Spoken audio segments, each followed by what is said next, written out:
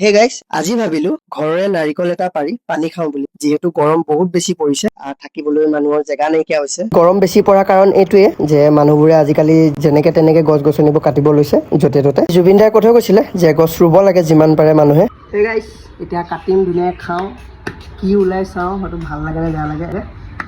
আচলতে এইটো নাৰিকল নাখায়, তথাপিও ট্ৰাই কৰি চাওঁ কেঁচাতে কেনেকুৱা লাগে। আৰু ভিতৰকণ হয়তো খাবলৈ কেনেকুৱা নাজানো, চাওঁ।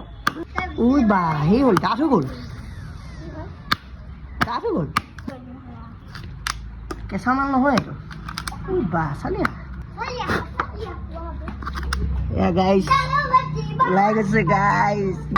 ষ্টভত দিয়া এনেকৈ বাৰু লগাই ল'লোঁ। বঢ়িয়া চালিয়া। কেনেকুৱা লাগিছে? তুমি কেনেকুৱা? তুমি কোৱা।